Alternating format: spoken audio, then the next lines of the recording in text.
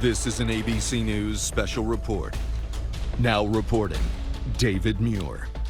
Good afternoon. We're coming on the air a bit earlier tonight for this incredibly high-stakes moment at the White House in Washington. President Biden and Ukraine's President Zelenskyy holding meetings at the White House.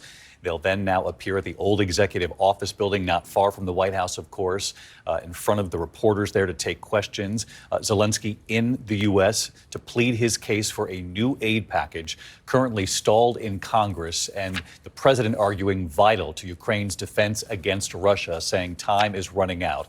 President Biden making it clear that Ukraine is running out of weapons, ammunition. U.S. funds will be exhausted by the end of the year. In fact, President Biden saying today that Congress needs to pass supplemental funding for Ukraine before they break for holiday recess, or that they will, quote, give Vladimir Putin the greatest Christmas gift they can possibly give him. You can see them meeting in the Oval Office earlier today. President Zelenskyy making a very personal and urgent appeal on Capitol Hill today, meeting with leaders from both parties in the House and in the Senate. Majority Leader Chuck Schumer calling this a very powerful meeting today, saying Zelenskyy warned that if Ukraine loses this war, obviously this means Vladimir Putin wins, and that would be very dangerous for the United States. That was his argument. Senator Mitch McConnell, Republican leader in the Senate, suggesting it is practically impossible to get a Ukraine package passed before the holidays. President Biden, President Zelenskyy, before the cameras. President Zelenskyy, it's an honor to welcome you back to the White House. When President Putin launched his brutal total invasion of Ukraine in February of 2022, and Russian tanks rolled over the border toward Kyiv, there were those who thought Ukraine wouldn't survive for a month. So no one should forget that for you to be here today, again today, nearly 2 years later, and for Ukraine to stand strong and free is an enormous victory already. Putin has failed in his effort to subjugate Ukraine. The brave people of Ukraine have defied Putin's will at every turn, backed by the strong and unwavering support of the United States and our allies and partners of more than 50 nations in Europe and the Indo-Pacific. And Ukraine will emerge from this war proud, free, and firmly rooted in the West unless we walk away. The American people can be and should be incredibly proud of the part they played in supporting Ukraine's success. We'll continue to supply Ukraine with critical weapons and equipment as long as we can, including $200 million I just approved today in a critical needed equipment, additional air defense interceptors, artillery, and ammunition. But without supplemental funding, we're rapidly coming to an end of our ability to help Ukraine respond to the urgent operational demands that it has. Putin is banking on the United States failing to deliver for Ukraine. We must prove him wrong. The United States and Congress must, as I asked last week, it's stunning that we've gotten to this point. You know, we need to fully appreciate how it's wrong, how this is being viewed around the world and being used by Russia. Russian loyalists in Moscow celebrated when Republicans voted to block Ukraine aid last week. The host of a Kremlin-run show literally said, and I quote, "Well done, Republicans. That's good for us," end of quote. Let me say that again. This host of a Kremlin-run show said, "Well done, Republicans. That's good for us." That's a Russian speaking. If you're being celebrated by Russian propagandists, it might be time to rethink what you're doing. History will judge harshly those who turn their back on freedom's cause. Today, Ukraine's freedom is on the line, but if we don't stop Putin, it'll endanger the freedom of everyone, almost everywhere. Putin will keep going, and would-be aggressors everywhere will be emboldened to try to take what they can by force. Mr. President, I'll not walk away from Ukraine, and neither will the American people. A clear bipartisan majority of people across the United States and in Congress support your country. They understand, as I do, that Ukraine's success and its ability to deter aggression in the future are vital to security for the world at large. And I have repeatedly made clear from our first day in office, we also need Ukraine to make changes to fix the broken immigration system here. We also need Congress to make the changes to fix the broken immigration system here at home. My team is working with Senate Democrats and Republicans to try to find a bipartisan compromise, both in terms of changes in policy and provide the resources we need to secure the border. Compromise is how democracy works, and I'm ready and offered compromise already. Holding Ukraine funding hostage in an attempt to force through an extreme Republican partisan agenda on the border is not how it works. We need real solutions. I also asked Congress for funding for Israel to take on Hamas and confront multiple other threats backed by Iran in the wake of the October 7th assault. National Security Advisor Sullivan will travel to the region this week and meet with the Israeli War Cabinet, as I have met with, to emphasize our commitment to Israel, as well as the need to protect civilian life and ensure more humanitarian assistance flows and reaches into Gaza for Palestinian civilians. Secretary Austin will also travel to the region this week to step up the international efforts to protect the free flow of commerce through the Red Sea. The entire world is watching what we do. So let's show them who we are. America stands for freedom today, tomorrow, and always. America stands against tyranny and against oppression. And America stands with the people of Ukraine. Thank you again for being here today, Mr. President, and thank you for everything Ukraine is doing to hold the line for liberty in the world. The floor is yours, Mr. President.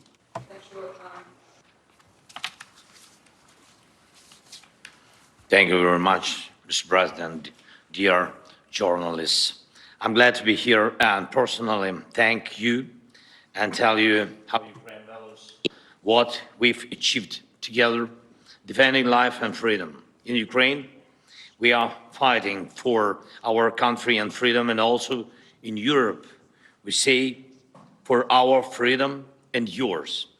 And this motto resonates not only in our country, not only in our hearts, not only in Ukraine, but also in Poland and Baltic states, Moldova and others. When freedom is strong in one country, it is strong everywhere. When it burns in one soul, it presents its merits to others. Ukrainians have twice led revolutions this century, defending freedom.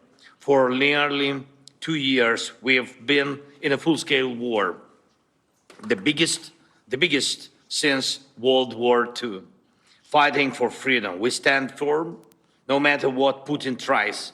He hasn't won any victories. Thanks to Ukraine's success in defense, other European nations are safe from the Russian aggression, unlike in the past. Ukraine can now tackle the Russian dictatorship, so our children and other nations won't have to shed their blood and sacrifice lives defending against Russian aggression. We've already made significant progress. We've shown that our courage and partnership are stronger than any Russian hostility. And we've freed 50% of the territories Russia occupied after February 24th. And we won the Black Sea and are reviving our economy. Thanks to maritime exports, Ukraine's 5% economic growth this year proves our effective partnership. And we've shown no Russian missiles can overdo the powerful American Patriot systems. Thank you very much. And even during war, we are reforming our country and strengthening our institutions. Today, President Biden and I discussed how to increase our strength for next year. First, air defense and destroying Russian logistics on Ukraine's land. Mr. President, thank you very much for your supporting us. And in these areas, like our victory in the Black Sea, we aim to win the air battle, crushing Russian air dominance. This will intensify our ground advantages in 2024 with our control of the skies. Who controls the skies controls the war's duration. And today I would like to thank, of course, for yet another significant defense package with our defenders value very much.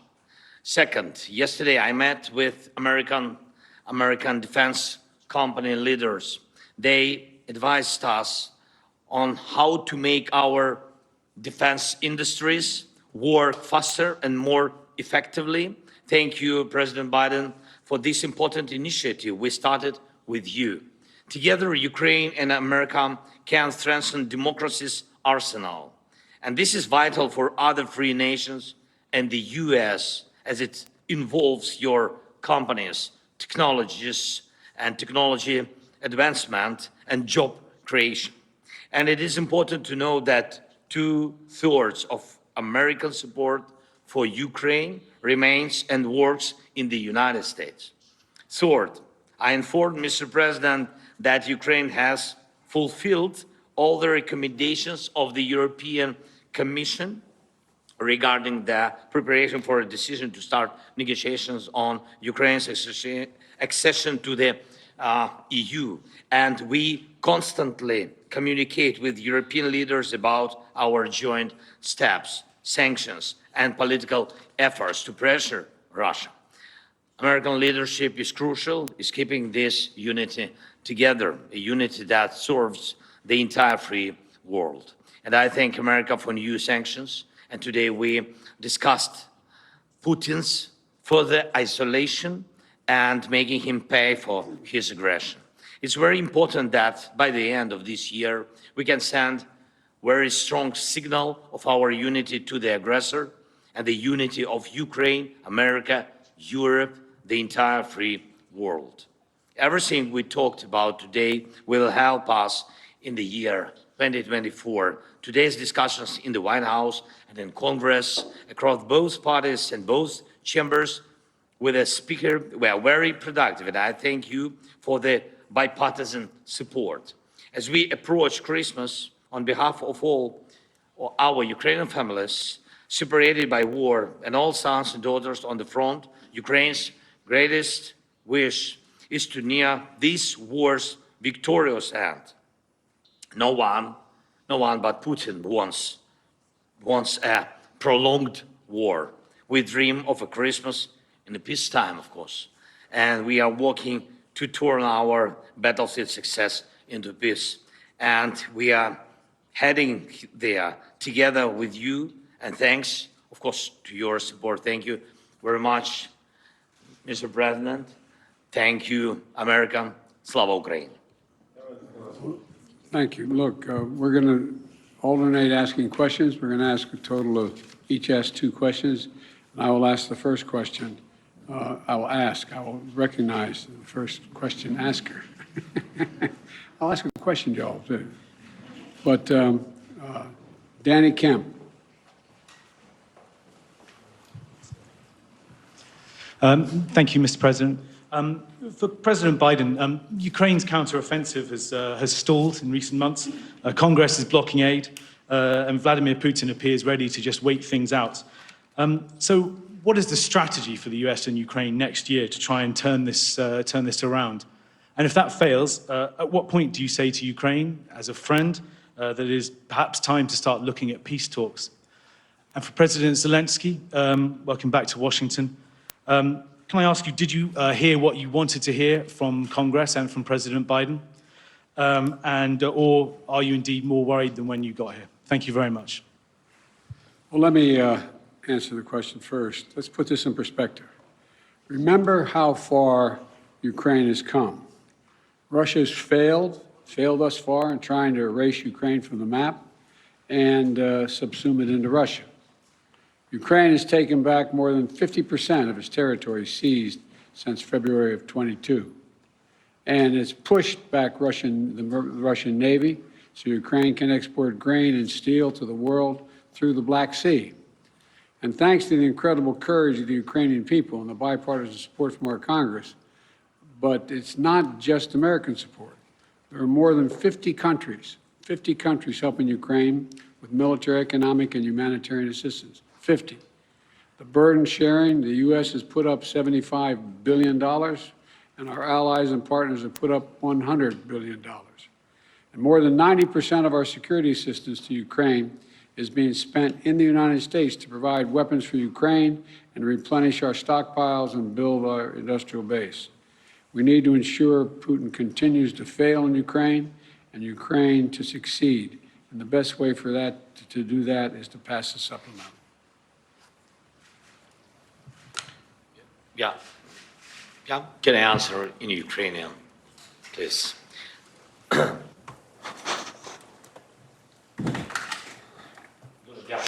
Thank you. First of all, I would like to add to the words of Mr. President Biden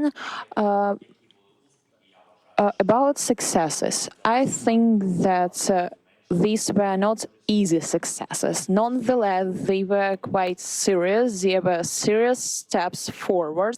Indeed, we gained victory on the sea. We destroyed ships of the Russian Federation. We throw the remnants of their fleet to Russian territorial waters. Yeah, they have something in the Black Sea, in the vicinity of our temporarily occupied Crimea, but we are going to proceed this activity. Our guys destroyed 20,000 of Wagner mercenaries. These are serious terrorists who were massing everywhere on African continent, in Syria, in Ukraine. There were a lot of mass, and nucleus of this terroristic organization is not existing anymore. Yes, we had a lot of problems, but nonetheless we were able to do this. Moreover, Russia were not able to seize any part of our territory, any village, any town. I'm not talking about large cities. And we are going to proceed with this. It is good without saying that we have objective, we have clear plan, but if you allow me, I am not able to tell you on public on the details of 2024 operations. If I heard what I want, I've heard a lot. Surely I told what I wanted to. I feel and experience this support from President Biden administration, from senators, and we've been talking with the speaker. I got these signals. They were more than positive, but we know that we have to separate words and particular result. Therefore, we will count on particular result. Thank you. Yeah, sorry. Телеканал Інтер, будь ласка. Inter, please. Ukrainian television news correspondent. Український кореспондент.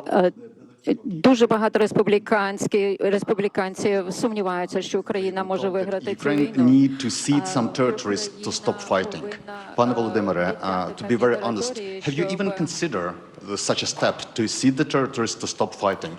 And Mr. Biden, could you please clarify the policy and of your administration, the strategy of your administration on Ukraine? Is it about helping the country to defend itself or to win the war? Because it's obviously such a difference. I will begin. Okay. Ваше запитання до мене, чи готові ми віддати територію? So, your question is, If we are ready to give up our territories, Слухайте, питання не тільки в наших словах question чи в is думках. not only Питання в тому, about our words or thoughts. The question is about for what we are ready and for what we are not. How Ukraine is able to give up its territories. That's insane, to be honest. We are mentioning God very often. That's not about Christianity. We have our people there, we have our families there, we have children there. That's a part of Ukrainian society, and we are talking about human beings. They are being under tortures, they are being raped, and they are being killed. And those voices which offers to give up our territories, they offers as well to give up our people. That's not a matter of territory, that's a matter of lives, of families, of children, of their histories. I don't know whose idea it is, but I have a question to these people if they are ready to give up their children to terrorists. I think no. We want to see Ukraine win the war, and as I've said before, winning means Ukraine is a sovereign, independent nation, and that can afford to defend itself today and deter further aggression. That's our objective. Trevor, Reuters. Thank you, sir. First, a question for both of you. Given the Republican skepticism of the Ukraine effort, do you worry that a second term for President Trump would be the end of an independent Ukraine? That's for both of you. And then for you, President Biden, just an update, if you could, on the situation in Gaza, on the reports that Israel has begun flooding Hamas tunnels, and just the offensive in southern Gaza generally. How long do you think that operation should last? Thank you. First of all, with regard to political support for Ukraine, there is a strong bipartisan political support for Ukraine. Small number of Republicans who don't want to support Ukraine, but they don't speak for the majority of even the Republicans, in my view. We're in negotiations to get funding we need, not to promise, not making promises, but hopeful we can get there. I think we can. And you're right, the world's watching what we do. We just send a horrible message to an aggressor and allies if we walked away at this time, and it would hurt our national security. You want me to answer the other question as well? With regard to, say it again? Sorry, so the question was just if you could talk a little bit about the Gaza operation, Israel flooding Hamas tunnels, and if you've had conversations with Bibi Netanyahu about how long that operation should last. Well, I have had conversations with Bibi Netanyahu, and I want to make sure that we don't forget what we're doing here. We have to support Israel because they're an independent nation that's being, I mean, the brutality, the inhumanity, the way in which Hamas treated the Israelis, and I mean, raping and burning and beheading. I mean, it's just beyond comparison, and to anything else that I've seen since I've been here, and I've been around for a long time. But I think that we have made it clear to the Israelis, and they're aware, that the safety of innocent Palestinians is still of great concern. And so the actions they're taking must be consistent with attempting to do everything possible to prevent innocent Palestinian civilians from being hurt, murdered, killed, lost, etc. And look, it doesn't lessen their responsibility going after Hamas for innocent Palestinians and Hamas. Look, we have a responsibility to protect citizens and ensure they have access to humanitarian assistance. That's why I've worked so hard with our Arab friends as well as the Israelis to get humanitarian assistance into Israel, literally getting up to 140 trucks loaded with gear, loaded with food, loaded with everything that is needed by the Palestinians, including fuel. So, you know, Israel has stated its intent to fulfill these responsibilities. It's very difficult. With regard to the flooding of the tunnels, I'm not, well, there is assertions being made that there's quite sure there are no hostages in any of these tunnels, but I don't know that for a fact. I do know that, though, every civilian death is an absolute tragedy, and Israel stated its intent, as I said, to match its words with its intent with actions. That's what I was talking about today.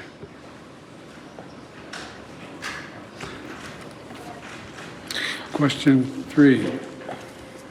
I guess I asked that. No, I just asked that. It's your My turn. turn. Your turn.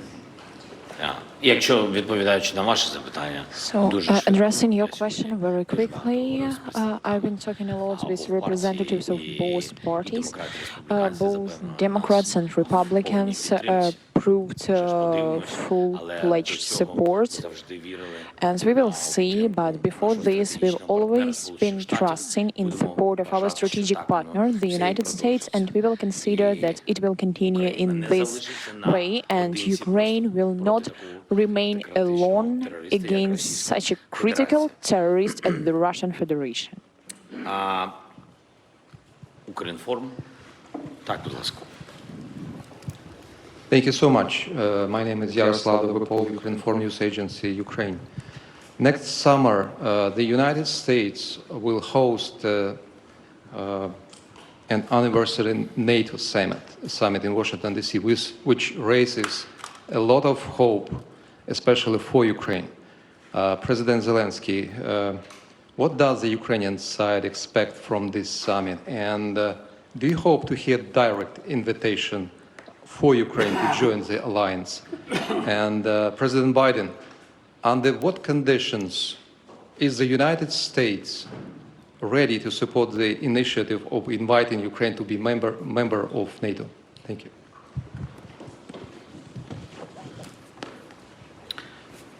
Thank you for your question. I will answer very quickly on this very complicated question. We are not allies till now. We are allies, but we are not members of NATO. So that's why I think I will pass this question to our big friend, President Biden. Well, look, I'm very proud that how strong and unified NATO has become. And now it's even larger. Putin wanted the federalization of NATO when I met with him in Geneva right after I was elected. And he's gotten the NATOization of Finland instead. And NATO will be in Ukraine's future, no question about that. But as we said in Vilnius, Ukraine will become a member of NATO when all allies agree and conditions are met. Right now, we have to make sure they win the war. And, we launched a joint declaration of support alongside President Zelenskyy and the G7 leaders in Vilnius, outlining a long-term commitment to supporting Ukraine's defense needs. We also hosted a defense industry conference last week here in D.C. to get that critical work done. So it's a step at a time. Thank you all very, very much. This concludes. Thank you, everybody. Thank you, everyone. This concludes the press conference. There you have it, President Biden, Thanks, everybody. President Zelenskyy in the treaty room, old executive office building. What a difference from a year ago when President Zelenskyy received a hero's welcome here in the United States, was asked to address a joint session of Congress instead today. Though welcomed in Washington, it was much different behind closed doors and meetings with congressional leaders from both parties in the Oval Office with President Biden, Ukraine pleading for continued help.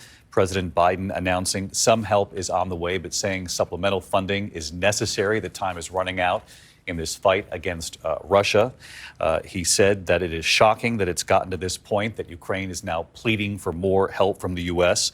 President Biden saying Vladimir Putin is banking on the U.S., not helping Ukraine. We must prove him wrong. He talked about a show in Russia backed by the Kremlin. President Biden said in recent days, well done, Republicans, in reporting out the fact that funding is being held up based on pressure being put on the White House to do more on the border with Mexico. The president addressing that, saying holding Ukraine funding hostage for Republican demands on the border is not how it works, in so many words, is what President Biden said here late today. President Zelenskyy appearing before Americans and the world in this press conference saying we are fighting for our freedom and yours. Let's bring in our chief White House correspondent, Mary Bruce. Mary, you were watching this today. The president saying of Republicans, this is not how it works, but essentially what they're doing so far, and he said this was a small number of Republicans, is working because it does not appear this additional funding is on its way, certainly not before the end of this year. Certainly not, David, and that is certainly what stands out most here today is the president is trying to make it very clear that Republicans will be to blame here, saying, as you noted, that you can't hold this kind of funding hostage, and that is exactly what the White House is accusing Republicans of doing here. I think despite the stakes here, as the president laid out, noting that this is exactly what Putin would like, Zelenskyy here at the White House and on the Hill today arguing that essentially this is life or death for his country. That is the message that he took directly to lawmakers, but so far Republicans simply are not going to back off their demands, which is that in order to pass any additional funding for Ukraine, they want to see significant changes to immigration reform. And the president so far, isn't, even though he says he's willing to compromise, it hasn't been clear where. And that is why right now we simply do not see a way forward. It is not clear what exactly would satisfy Republicans' demands. It's not clear what exactly the president is willing to give up here. And that clock is ticking. We know lawmakers are looking to head home at the end of the week for the holiday recess. Right now, it does not seem possible that they can get this done before then, David. Not seem possible that additional funding would be on the way to Ukraine in its fight against Russia. Mary Bruce in the treaty room for us. Mary, thank you. Mary and the entire team will be back with me for World News Tonight a short time from now. For many of you, we return to your local news now. Our continuing coverage, ABC News Live and abcnews.com. And I'll see you for World News Tonight just a short time from now. Good day. This has been a special report from ABC News.